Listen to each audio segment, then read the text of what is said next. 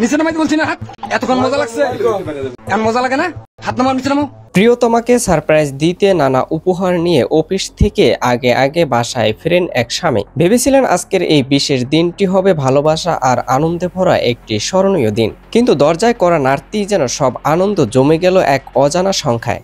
স্ত্রীর কোনো সাড়া না পেয়ে উদ্বিগ্ন হয়ে পড়েন স্বামী। অবশেষে জানালার পাশে গিয়ে উকি দিতেই দেখেন এক যুবক জানালার গ্রিল খুলে পালানোর চেষ্টা করেছে। সেই মুহূর্তেই স্পষ্ট হয়ে গেল স্ত্রী কেন দরজা খুলছিল না। ঘরে ঢুকে তিনি দেখেন নিজের স্ত্রী অন্য এক পুরুষের সঙ্গে অন্তরঙ্গ অবস্থায় রয়েছেন। দৃশ্যটি দেখে হতভম্ব স্বামীর যেন পায়ের নিচের মাটি হারিয়ে ফেলেন। ঘটনাটি ঘটেছে রংপুরের পুকুরপাড় চারতলা মোড় এলাকায়। ভাইরাল হওয়া ভিডিওতে দেখা যায় ওই নারীর পরনে ছিল অসংলগ্ন পোশাক। তিনি লজ্জায় মুখ ঢাকতে ব্যস্ত।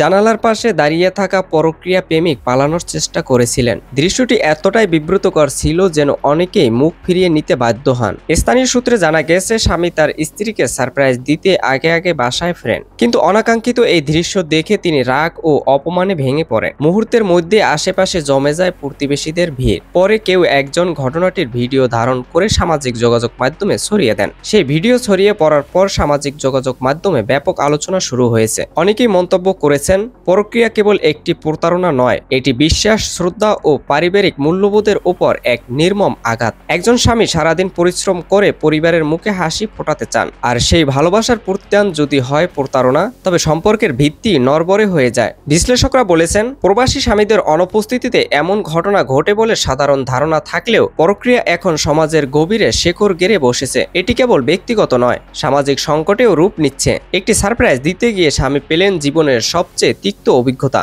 যে ঘর একসময় ছিল হাসি, ভালোবাসা আর বিশ্বাসের, সেখানে আজ নেমে এসেছে নীরবতা আর লজ্জা। সমাজের এই ঘটনার দিকে তাকিয়ে অনেকেই প্রশ্ন তুলেছেন, আমরা কি ভালোবাসা হারিয়ে ফেলেছি নাকি ভালোবাসাকে প্রতারণায় রূপান্তরিত করেছি?